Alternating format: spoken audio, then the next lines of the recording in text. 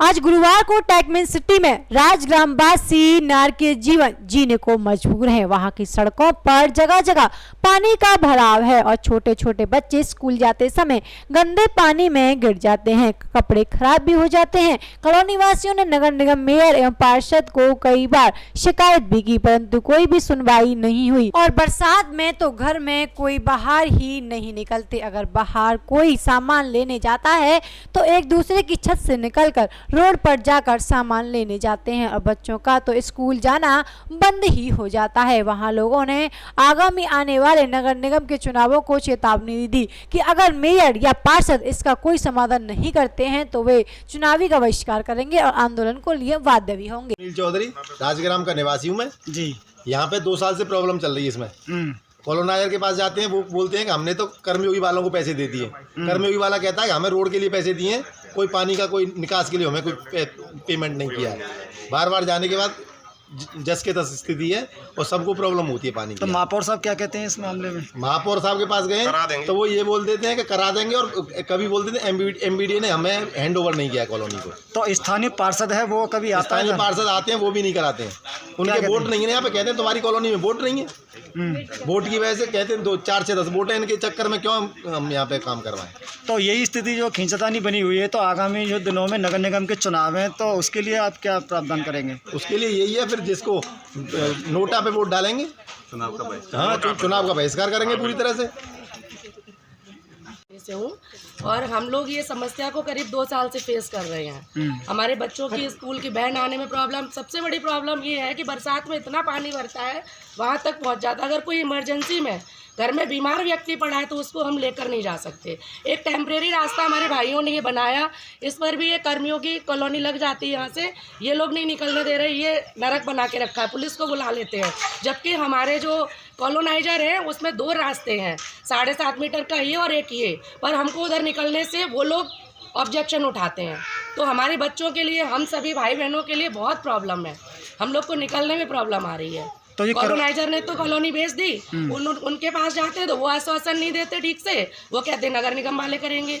जिधर जाते हैं बस वही है कि हम लोग बहुत बुरी स्थिति में है। आपको जो कॉलोनाइजर ने प्लॉट तो काट के दे दिए, लेकिन नालियों की कोई व्यवस्था, पानी जल भराव कोई नाली की व्यवस्था नहीं है। पहले खाली प्लॉट थे, उनमें जाता था, ये नाला बना हुआ है आगे तक, लेकिन ये लोग जो है ये यहाँ से यहाँ तक जोड़ने को नहीं दे रहे। ये तो बीमारी उत्पन्न हो रही है, इसमें बीमारी उत्पन्न हो रही है और सभी लोग परेशान हैं, बहुत बुरी तरह से परेशान हैं।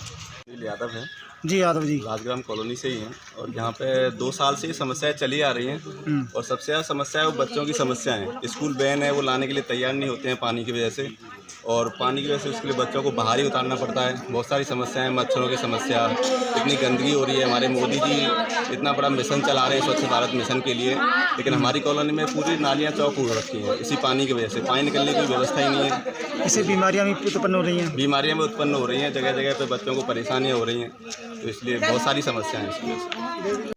जी, मेरा नाम शिवशंकर तोमर है।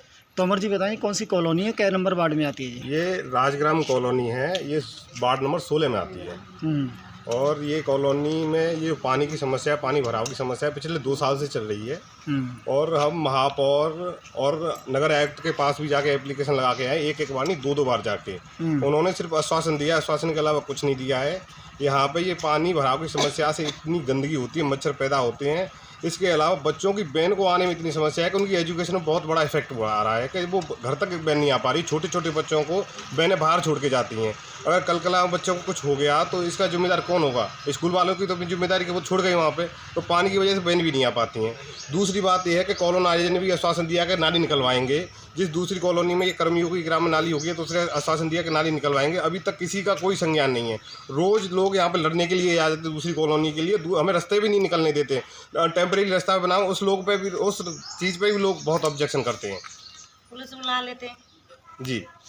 तो अब तो जो बरसात के दिन नहीं है और जल भराव हो रहा है, तो बरसात के दिनों में क्या स्थिति रहती है यहाँ पे? बरसात के समय पे तो डूब क्षेत्र हो जाता है, पूरा डूब क्षेत्र हो जाता है। घुटनों तो बाइक तरह की डूब जाती हैं। नाला बना हुआ है, ये कनेक्ट नहीं कर रहे हैं बस आके। इतने लोग हैं यहाँ पे। फौजी भाइयों की कॉलोनी है, फौजी देश के लिए सेवा करता है। उन माताओं बहनों को यहाँ पे इतनी समस्या हो रही है कि फौजियों की लाइफ में इतनी परेशानी है। बताइए आप, जो देश की सेवा कर रहा है उन्हें रहने के लिए सही से सकून से घर, इतना पैसा लगा दिया लोगों ने यहाँ पे आके, उन लोगों के लिए यहाँ पे एक नाली की भी व्यवस्था भी नहीं बनवाई जा रही है। मैं यहीं सीआरपीएफ में जॉब करता हूँ जन्मभूमि पर, और हम लोगों ने ये मद्देनज़र रखते हुए बच्चों के भविष्य के लिए हमने यहाँ निवास बनाए हैं, प्लॉट लिए हैं कि यहाँ पर साफ़ सफाई रहेगी, सोसाइटी अच्छी मिलेगी। और हमारा पैसा हमने लगा के लग रहा है कि हमने बहुत बड़ी गलती की है। यहाँ पर ना कॉलोनाइजर कोई फैसिलिटी देते हैं और ना यहाँ पर कोई नगर निगम है वो लोग वालों की हेल्प करता है। यहाँ सब लोग पढ़े लिखे, सब एजुकेटेड लोग हैं, फिर भी यहाँ पर कोई इनकी नहीं सुनने को तैयार है। यहाँ बच्चे साइकिल से जाते हैं, गिर जाते हैं। इसमें छोटे छोटे बच्चे हैं यहाँ इस रास्ते से, कहीं से बारिश के दिनों में तो यहाँ से कहीं निकलने का रास्ता ही नहीं मिल पाता है। तो उनकी एजुकेशन पर इतना प्रभाव है कि वो छुट्टी करनी पड़ती है। जब ज़्यादा बारिश होती है तो बच्चे घरों में ही रह जाते हैं, स्कूल जा ही नहीं पाते हैं। तो इससे तो जो हमारा भारत सरकार से और यूपी सरकार से, दोनों सरकारों से ये है कि कम से कम जो कॉलोनी काटते हैं उनको पहले जब परमिट दिया जाए तब पहले उनकी नाली के निकास का और उनका पूरा सीवर लाइन का उनका कंफर्म करके तभी उन्हें अप्रूवल दिया जाए। फौजी जनरली फौजी तकरीबन लोग फौज से हैं जिनकी फैमिलियां यहाँ रहती हैं। भाई लोग हैं जो कहीं बॉर्डर पर है, कहीं अन्य क्षेत्रों में अपनी सेवारत हैं। यहाँ पर वो किससे गुहार लगाएंगे जब हमारी सरकारें नहीं सुनेंगी। तो गंदे जल भराव से तो जो बीमारियां भी उत्पन्न हो रही होंगी, टाइफाइड, डायरिया, सब दुनिया भर की यहाँ पर पॉल्यूशन की वजह से जो भी है। तो बरसात के दिनों में क्या स्थिति रहती है यहाँ पे? बरसात के दिनों में तो ये समझिए कि यहाँ से निकलने पैदल तो गाड़ी से छोड़िए, ना पैदल से ना कैसे भी, हम प्लॉटों को एक दूसरे के दीवार कूद के जाना पड़ता है कोई काम के लिए। परमानेंटली गंदे पानी के निकालने की कोई व्यवस्था नहीं है? कोई भी व्यवस्था नहीं है। यहाँ पर बड़ा नाला एमबीडीएन बना दिया गया है, लेकिन यहाँ से 100 से 200 मीटर का काम भी ना तो ये नगर निगम कर रहा है ना कॉलोनाइजर कर रहा है। कॉलोनाइजर क्या कहता है? कॉलोनाइजर कहता है हमने तो कर्मयोगी वालों को पैसे दे दिए हैं, और वो उनसे अगर मीटिंग करते हैं तो वो बोलते हैं हमको नाली का पैसा नहीं दिया गया, सिर्फ निकलने का रास्ते का पैसा दिया। अब आप क्या चाहते हैं? हम चाहते हैं कि हमारा यहाँ समाधान हो जाए कि ये पानी का जो है नाले से कनेक्ट हो जाए, चाहे नगर निगम करे चाहे उत्तर प्रदेश सरकार करे, चाहे कॉलोनाइजर करे। हमारी यही आप लोगों से भी सहयोग की उम्मीद है और भारत सरकार से, यूपी सरकार से, सबसे यही है। की समस्या 2 साल से देख रहे हैं हम। लेडीजों को गाली दी जाती है, ये कहते हैं कि राजग्राम की औरतों को घर में घुसा देंगे। ये कौन सा तरीका है उनका बोलने का? और यहाँ है कि हमने ये बनाया है टेम्परेरी रास्ता, तो इस पे भी मतलब इस पे भी नहीं निकलने देते हैं। ये कहते हैं कि यहाँ कौन आए तो उनकी हिम्मत। अच्छा, ये कर्मयोगी दूसरी कॉलोनी लग जाती है? दूसरी कॉलोनी लग जाती है ये। तो आपके पानी कॉलोनी है, लेकिन हमारे ये 2 रास्ते हैं इधर। और हमारा पानी उधर खाली प्लॉटों में जा रहा है, घरों में गड्ढे हो रहे हैं, घरों में सीलन आ रही है, कीड़े मकोड़े निकल रहे हैं। बताओ क्या करें हम? तो बड़े नाले के लिए कोई नालियों की व्यवस्था नहीं है? कोई व्यवस्था नहीं है। तो समस्या कब से बनी हुई है जी? 2 साल हो गई। 2 साल तो यही स्थिति है यहाँ की? यही स्थिति है। जब उसने प्लॉट काटे तो ये बोला था कि मैं पानी का निकास करके दूंगा, और अब वो बिल्कुल फिर के भी नहीं देख रहा कि क्या हो रहा है क्या नहीं हो रहा वहाँ पे। तो नगर निगम वाले क्या कहते हैं? किसी अधिकारी से जानकारी? महापौर से मिले नगर निगम से, लेकिन